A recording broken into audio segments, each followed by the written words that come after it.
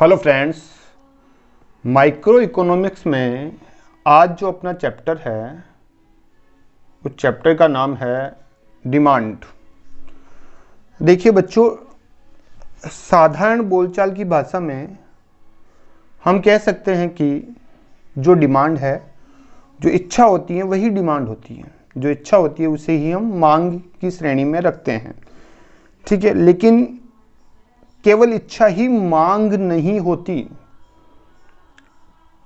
जब हम बात करते हैं इकोनॉमिक्स की, तो इकोनॉमिक्स में मांग का जो है बहुत बड़ा रोल होता है। यानी मांग सिर्फ इच्छा ही मांग नहीं है। देखिए, जैसे एक एग्जांपल्स लेकर मैं आपको समझाता हूँ, ठीक है। मान लीजिए आपको एक एलईडी परचेज करनी है। क्या परचेज करनी है? आप एक एलईडी परचेज करना चाहते हो। ये आपकी इच्छा है। ये आपकी क्या है बच्चों? इच्छा है कि आप एक एलईडी परचेज करना चाहते हो, ठीक है बच्चों,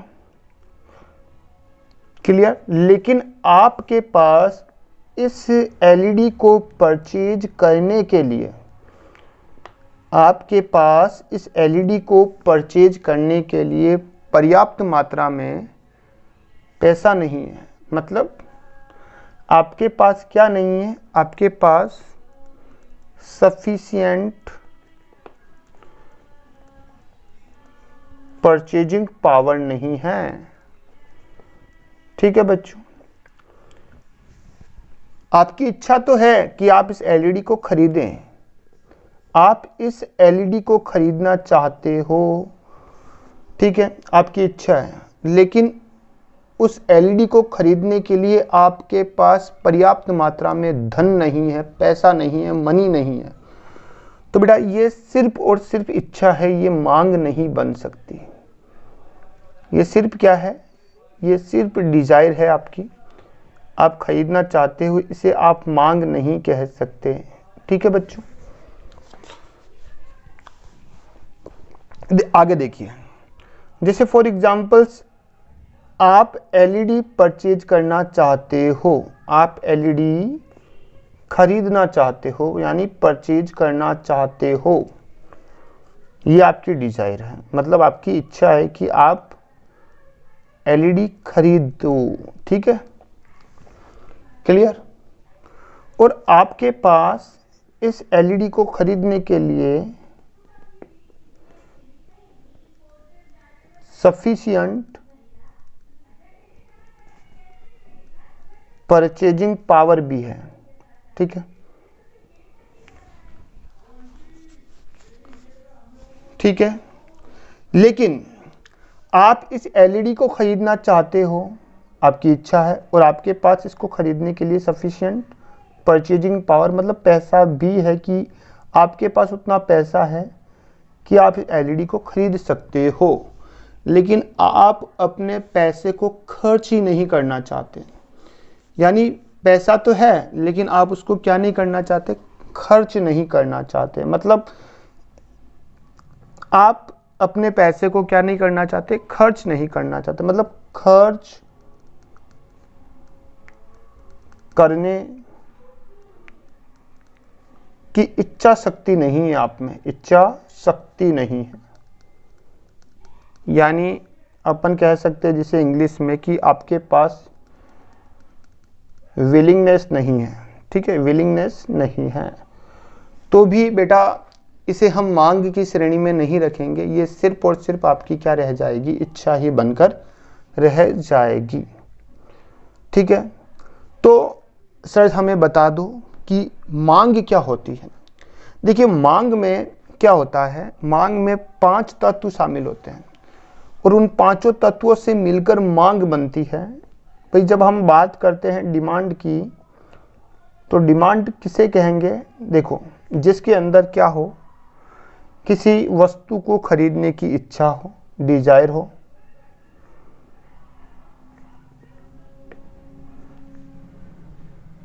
किसी वस्तु को खरीदने की क्या हो बेटा? इच्छा शक्ति हो, ठीक है। नंबर 2,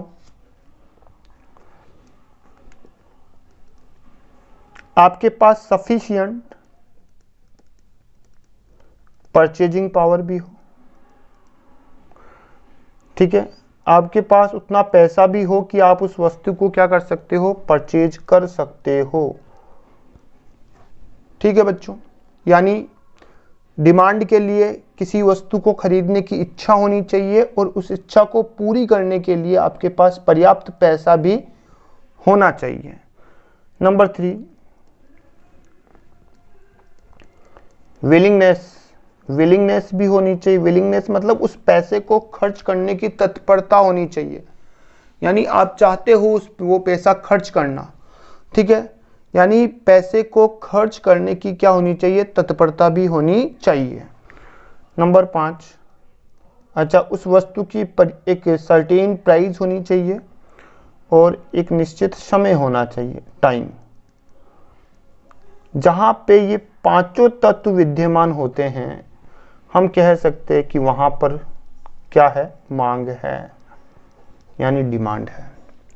डिमांड के लिए क्या जरूरी है, किसी वस्तु को खरीदने की इच्छा को पूर्ण करने के लिए पर्याप्त मात्रा में आपके पास क्या होना चाहिए, परचेजिंग पावर मतलब मनी होना चाहिए और उस पैसे को खर्च करने की तत्परता होनी चाहिए। वस्तु की एक प्राइस होनी चाहिए और एक समय, एक निश्चित समय होना चाहिए। ठीक है, जहां पर ये पांचों तत्व विद्यमान होंगे, हम कहेंगे कि वहां पर क्या है, मांग है।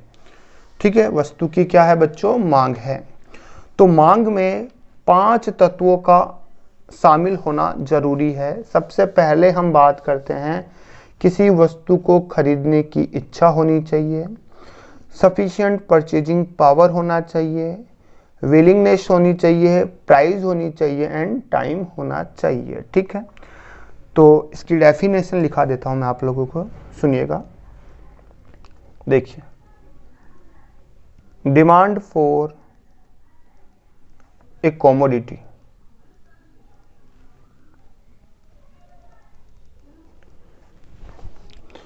डिमांड फॉर ए कमोडिटी यानी किसी वस्तु के लिए जो मांग है, is the Dzire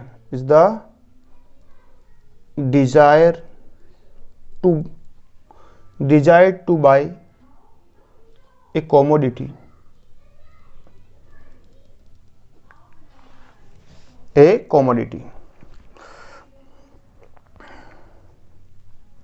backed with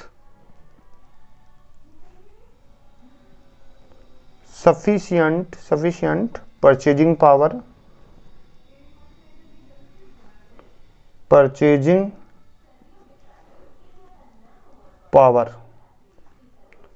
and the willingness to spend। यानी मांग क्या है बच्चों, सुनिए, मांग क्या है, सुनिए आप लोग।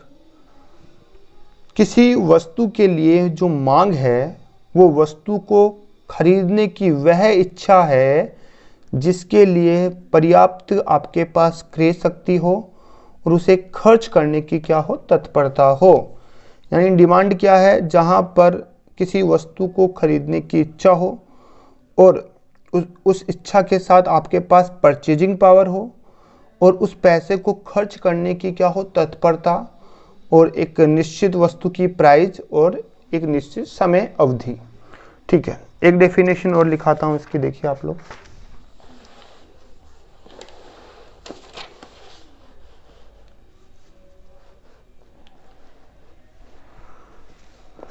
चलिए,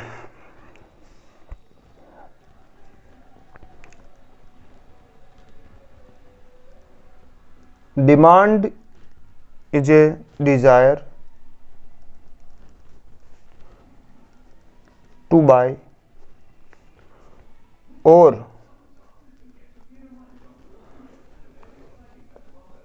purchase of a commodity,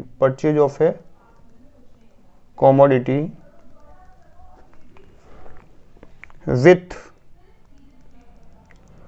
sufficient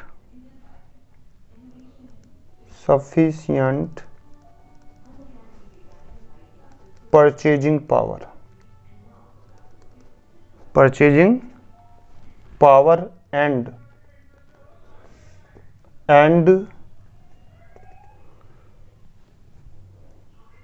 also willingness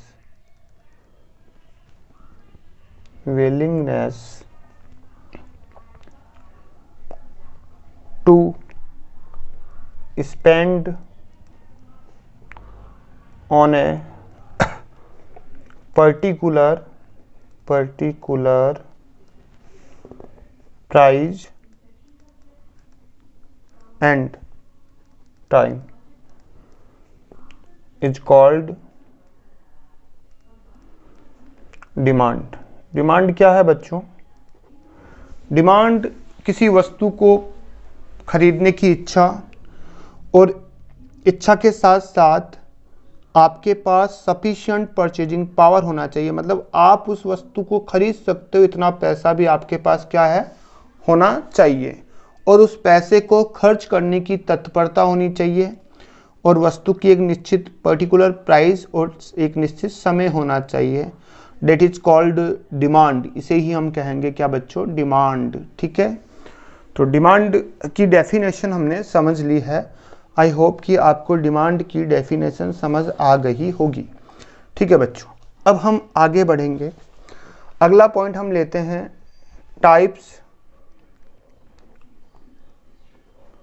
types of demand.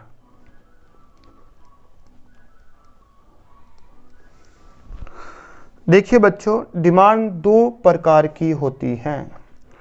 First जो टाइप है इसका, उसे हम कहते हैं इंडिविजुअल डिमांड।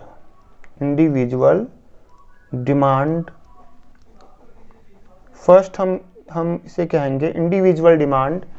एंड जो सेकंड होती है उसे हम कहते हैं मार्केट डिमांड। कौन सी डिमांड बच्चों? Market demand. अब बच्चों, ये इंडिविजुअल डिमांड क्या होती है और ये मार्केट डिमांड क्या होती है? इंडिविजुअल डिमांड क्या होती है एंड मार्केट डिमांड क्या होती है? देखिए, जब हम किसी इंडिविजुअल पर्सन की डिमांड के बारे में बात करेंगे, जब हम किसी इंडिविजुअल पर्सन की डिमांड को एनालाइज करेंगे, एक व्यक्ति की डिमांड को एनालाइज करेंगे, तो हम उसे कहेंगे इंडिविजुअल डिमांड। ठीक है बच्चों, जैसे हम पर्टिकुलर एक व्यक्ति की डिमांड को क्या कर रहे हैं, यहाँ पे एक व्यक्ति की डिमांड को जब हम एनालाइज करते हैं तो उसे हम कहेंगे बच्चों इंडिविजुअल डिमांड। ठीक है, अच्छा, मार्केट डिमांड क्या होती है? मार्केट डिमांड की मैं बात करूं तो जहां पर मार्केट में रहने वाले या मार्केट के अंदर उपस्थित जितने भी उपभोक्ता हैं, मार्केट में जितने भी उपभोक्ता हैं, उन सब की डिमांड एग्रीगेट डिमांड, उसे हम कहते हैं मार्केट डिमांड। यानी मार्केट में जितने भी उपभोक्ता हैं उनकी ओवरऑल डिमांड, जितने भी उपभोक्ता हैं मार्केट में, उनकी ओवरऑल डिमांड के बारे में जब हम एनालाइज करेंगे, ओवरऑल डिमांड के बारे में जब हम एनालाइज करेंगे, या इनकी जो है एग्रीगेट डिमांड के बारे में जब हम एनालाइज करेंगे, डेट इज कॉल्ड, इसे हम कहेंगे बच्चों मार्केट डिमांड। क्या कहेंगे बच्चों? Market demand. तो इंडिविजुअल डिमांड किसे कहेंगे? जब एक व्यक्ति की डिमांड को एनालाइज किया जाएगा तो वो हो जाएगी हमारी इंडिविजुअल डिमांड।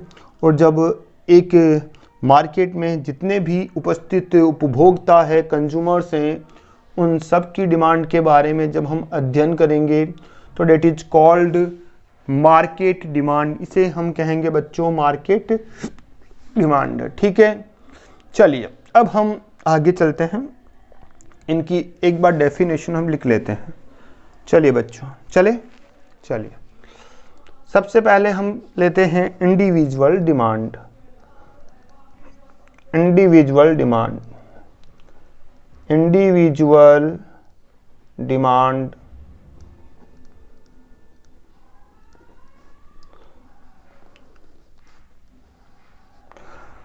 सबसे पहले बेटा हम बात करते हैं इंडिविजुअल डिमांड के बारे में। लिख लेते हैं, it refers to the quantity of a commodity that a consumer is willingness and able to buy it at each possible prices during a given period of time. ठीक है, यानी इंडिविजुअल डिमांड क्या है? वही सारी बातें जो मैंने आपको पहले बताई।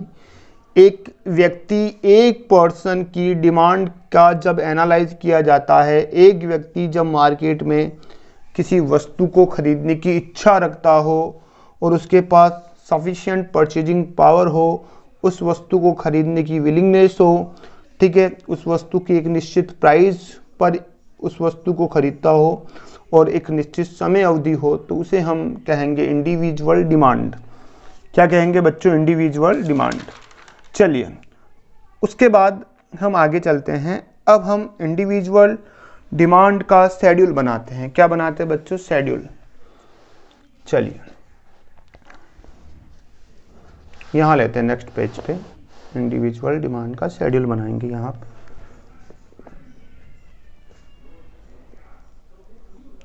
Individual demand schedule, individual demand schedule. ठीक है बच्चों, सुनिएगा आप लोग, ध्यान से सुनना। देखिए, शेड्यूल का मतलब क्या होता है? शेड्यूल का मतलब होता है टेबुलर प्रेजेंटेशन, है ना। देखिए, जैसे यहां मैंने लिखा प्राइस और यहां मैंने लिखा डिमांड। ठीक है, अब सुनिए आप, मान लो किसी वस्तु की प्राइस 10 रुपए है। कितनी है बच्चों? 10 रुपए। जब वस्तु की प्राइस 10 रुपए है तो उसकी डिमांड है 200। क्वांटिटी लिख सकते हो आप, कुछ भी क्वांटिटी, किलोग्राम वगैरह कुछ भी हो सकता है। उसकी डिमांड है 200।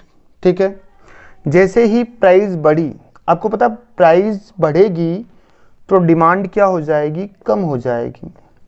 ठीक है, जैसे मान लीजिए जैसे मार्केट में किसी वस्तु की प्राइस बढ़ दी जाती है तो लोग उस वस्तु को खरीदना कम पसंद करते हैं, क्योंकि उसकी प्राइस क्या हो चुकी है? बढ़ चुकी है। तो ऐसी कंडीशन में उसकी मांग क्या हो जाती है बच्चों? कम हो जाती है। एक वस्तु की प्राइस बढ़ने से उसकी जो मांगी गई मात्रा है उस पर नेगेटिव इफेक्ट पड़ता है, मांग क्या हो जाती है? कम हो जाती है। जैसे मान लीजिए आप मार्केट जाते हो, ठीक है, मार्केट जाते हो क्लॉथ परचेज करने के लिए। अब मान लो पहले जो क्लॉथ आप परचेज करते थे वो क्लॉथ पहले 100 रुपीज़ में मिलता था, मान लीजिए।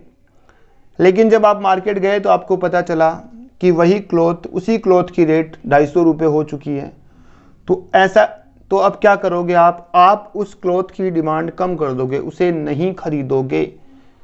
ठीक है, या खरीदोगे तो उतनी मात्रा नहीं खरीदोगे जितनी मात्रा पहले खरीदा करते थे। तो प्राइस के बढ़ जाने से मांग पर नेगेटिव इफेक्ट पड़ेगा, मतलब मांग कम हो जाएगी। ठीक है, चलिए ये तो मैंने शेड्यूल बना दिया। अब हम बात करते हैं इसके कर्व की, कि डिमांड जो कर्व होता है वो किस तरह से होता है। ठीक है, तो चलिए चलते हैं, यहां लिखता हूं मैं इंडिविजुअल डिमांड कर्व। अब डिमांड कर्व है तो कर्व क्या होता है, ग्राफिकली रिप्रेजेंटेशन। तो लिख सकते हो आप it is a graphically representation of individual demand schedule, demand schedules, है ना। चलो बनाते हैं, स्टार्ट। चलिए, जैसे ऊपर ये शेड्यूल बना हुआ है, इसी को हम ग्राफिकली रिप्रेजेंटेशन करते हैं इसका। देखिए आप लोग, जैसे ये मैंने बना दिया, फिर मैंने ऐसे एक लाइन खींच दी, ठीक है बच्चों।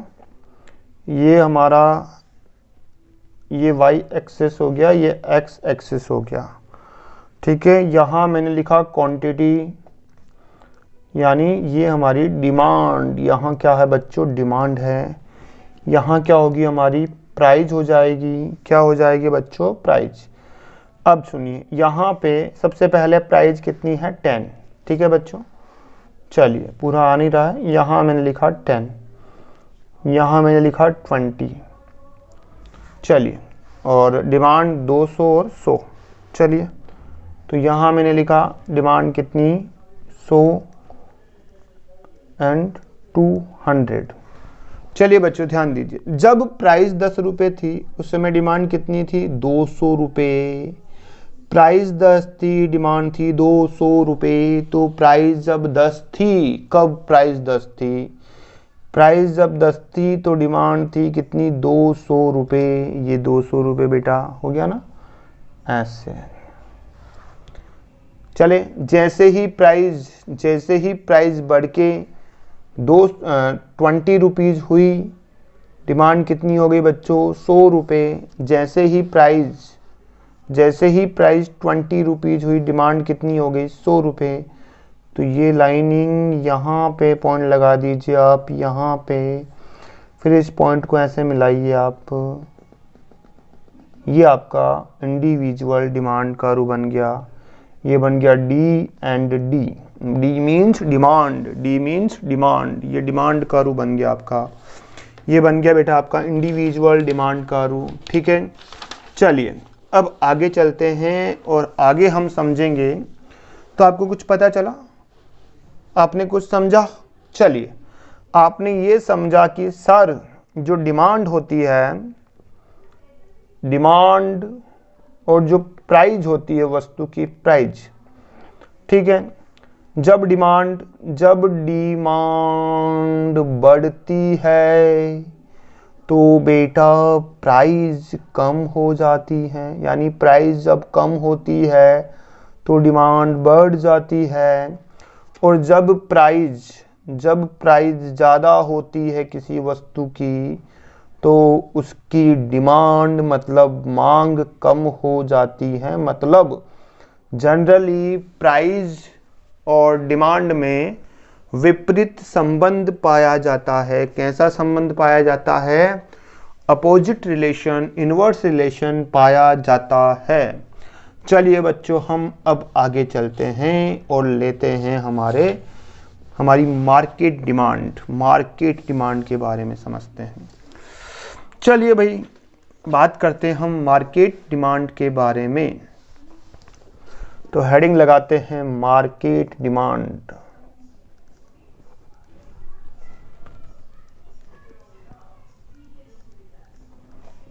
मार्केट डिमांड मतलब एक मार्केट में जितने भी कंज्यूमर्स हैं, उन सारे कंज्यूमर्स की ओवरऑल डिमांड के बारे में हम बात करेंगे। वो होती है हमारी मार्केट डिमांड, ठीक है। चलिए लिख लेते हैं इसकी definition. It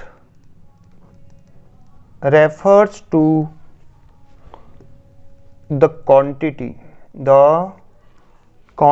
of a commodity commodity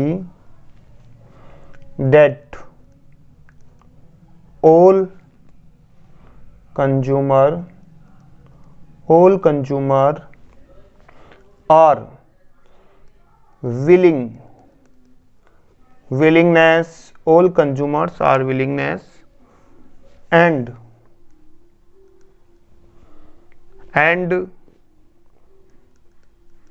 to buy at each possible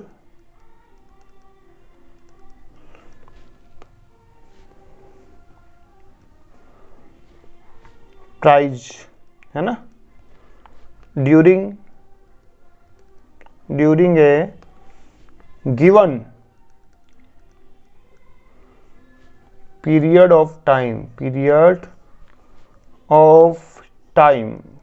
बेटा टाइम। ठीक है, तो मार्केट डिमांड क्या है? एक मार्केट में जितने भी कंज्यूमर्स से उन जितने भी कंज्यूमर्स की ओवरऑल डिमांड, यानी एक मार्केट में जितने भी कंज्यूमर्स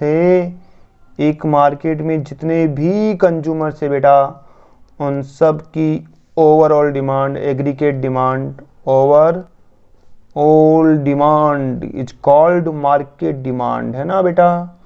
चलिए अब हम बनाते इसका शेड्यूल। ठीक है, चलिए अब हम बनाते हैं बच्चों मार्केट डिमांड शेड्यूल। देखिए मार्केट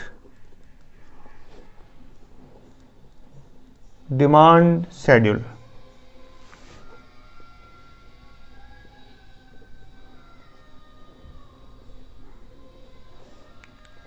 अब समझ लीजिए आप कि एक मार्केट में दो कंज्यूमर हैं। कितने कंज्यूमर्स हैं? दो ही कंज्यूमर लेके चलते हैं हम लोग।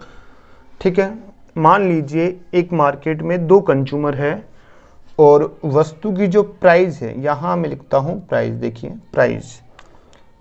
प्राइस इन रुपीज, फर्स्ट 3 और 4 ये प्राइस हो गई, एंड ये क्वांटिटी, ये QX हो गया। मतलब ए जो कंज्यूमर है उसकी डिमांड की बात कर रहे हैं हम लोग। कंज्यूमर ए की डिमांड की बात करेंगे 4 3 2 1। जैसे जैसे प्राइस बढ़ेगी वैसे वैसे डिमांड कम होगी। ठीक है, फिर हम बात करेंगे बी कंज्यूमर की। अब जो बी कंज्यूमर से, ठीक है, उसकी डिमांड है अपनी 5 रुपये बेटा, 4 3 और 2 कुछ भी मान लो। ठीक है, तो ये तो ए कंज्यूमर की डिमांड, ये बी कंज्यूमर की, ये तो इंडिविजुअल डिमांड हो गई इनकी। अब हम इनकी ओवरऑल डिमांड निकालेंगे, that is called market demand. तो यहां लिखेंगे बेटा मार्केट डिमांड। कैसे निकलेगी? बड़ा आसान सा तरीका, ए की डिमांड प्लस बी की डिमांड, दोनों की डिमांड को आप क्या कर लीजिए? प्लस कर लीजिए। तो हमने दोनों की डिमांड को प्लस कर लिया बेटा, तो वो क्या बन गई? वो बन गई मार्केट डिमांड। जैसे 4 + 5 = 9, 3 + 4 = 7, 2 + 3 = 5, 1 + 2 = 3। क्लियर? इसे ही हम कहेंगे बेटा मार्केट डिमांड। क्या कहेंगे? मार्केट डिमांड कहेंगे। अब हम बनाते हैं मार्केट डिमांड कर्व, है ना। अब हम बनाएंगे बच्चों मार्केट डिमांड कर्व बनाते हैं। चलिए, तो यहां पे हेडिंग लगाएंगे हम लोग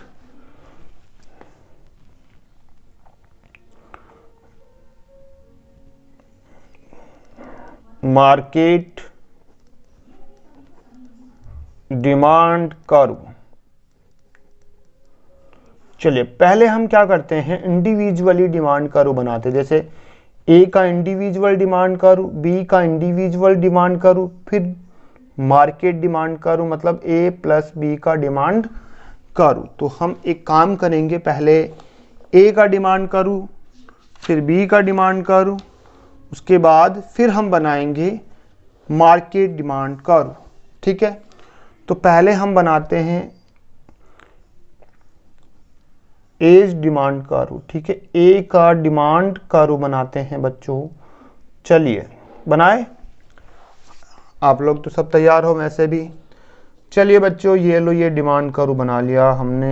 ए का डिमांड कर्व, ए इंडिविजुअल पर्सन का डिमांड कर्व बना रहे हैं हम लोग। चलिए ये लीजिए। चलिए बच्चों, ये तो 0 हो गया, यहाँ एक्स एक्सिस हो जाएगा, ठीक है बच्चों। यहाँ पे क्वांटिटी एक्स एक्स हो जाएगा। यहाँ लेते हैं सबसे पहले बच्चों 1 2 3 एंड ये 4 तक जाएगा ना क्वांटिटी। ये लीजिए, देखो 4 तक जा रहा है, तो यहाँ लिखते हैं 1 2 3 एंड ये 4। फिर प्राइस की बात करेंगे 1 2 3 4, प्राइस भी 1 2 3 4 है, तो फट से हम लिख लेते हैं 1 2 3 एंड बेटा 4, ठीक है बच्चों। चलो, जब प्राइस 1 थी तो क्वांटिटी कितनी परचेज करता था ए कंज्यूमर? भाई जब प्राइस 1 थी तो 4 क्वांटिटी परचेज करता था, तो यहाँ पर एक पॉइंट लगा देते हैं। जैसे ही प्राइस बढ़ के 2 हुई, वो कितनी क्वांटिटी खरीदने लगा? वो खरीदने लगा बेटा 3 क्वांटिटी, तो यहाँ पर एक पॉइंट लगा देते हैं। जैसे ही प्राइस बढ़ के 3 हो गई, वो क्वांटिटी, उसने क्वांटिटी और कम कर दी, कितनी क्वांटिटी खरीदने लगा? 2। चलिए, जैसे ही प्राइस बढ़ के 4 हुई, क्वांटिटी फिर उसने और कम कर ली, कितनी? 1। तो ये लीजिए, ये 1 यहाँ पे। अब ये ऐसे डिमांड कर्व ऐसे जाएगा, ये आपका इंडिविजुअल डिमांड कर्व हो गया। ये हो गया ए का डिमांड कर्व किसका? ए कंज्यूमर का डिमांड कर्व हो गया। अब हम ऐसे ही बनाते हैं बी कंज्यूमर का डिमांड कर्व। चलिए बनाते हैं। चलिए बच्चों,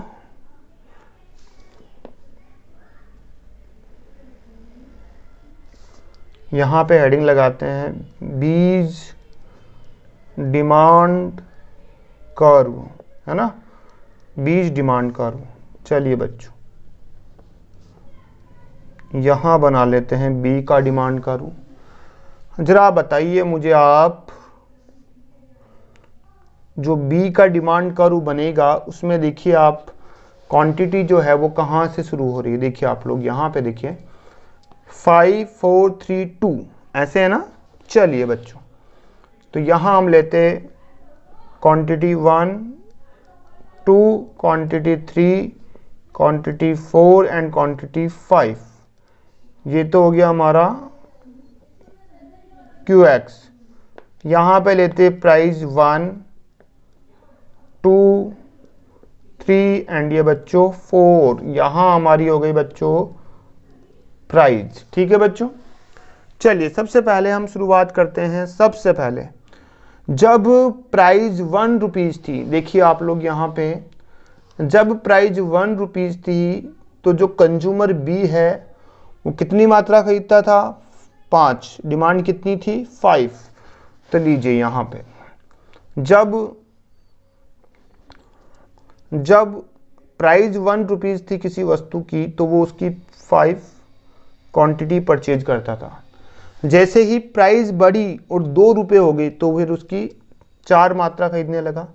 प्राइस बढ़ के 2 रुपये हुई तो कितनी मात्रा खरीदने लगा बेटा? 4। जैसे ही प्राइस बढ़ के 3 हो गई, वो उसकी कितनी मात्रा खरीदने लगा? सिर्फ 3। जैसे ही प्राइस बढ़ के 2 हो गई, वो उसकी कितनी मात्रा खरीदने लगा? 4। तो ये डिमांड कर्व कैसे जाएगा बच्चों? ठीक है, ये डिमांड कर्व हो गया आपका। आगे बढ़े फिर। चलिए फिर हम आगे बढ़ जाते हैं। चलिए बच्चों, हम आगे बढ़ते हैं और उसके बाद अब हम बनाएंगे मार्केट डिमांड कर्व, ठीक है, मार्केट डिमांड कर्व। चलिए बच्चों, बनाते हैं हम मार्केट डिमांड कर्व। ये हमारी प्राइस हो जाएगी इधर, और इधर हमारी हो जाएगी बच्चों क्वांटिटी, ठीक है। ये तो हो गई हमारी प्राइस है बच्चों 1 2 3 एंड ये 4। और क्वांटिटी कितनी है देख लीजिए आप, एक बार देख लीजिए, 9753 9753 है। तो चलिए चलते हैं और शुरू करते हैं हम। चलिए बच्चों यहां से शुरू करते हैं। 1 2 3 4 5 6 7 है ना बच्चों, 8 एंड ये 9 यहां तक लेके जाते हैं और ये हमारी क्वांटिटी हो गई। ठीक है बच्चों, यूनिट्स में है ये बच्चों, ध्यान रखना।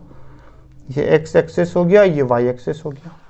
अब चलते हैं, देखिए जब प्राइस 1 रुपये थी उस समय मार्केट में वस्तु की डिमांड, टोटल जो डिमांड थी, एग्रीगेट जो डिमांड थी वो थी 9 रुपीज। ये लीजिए 9 हो गई।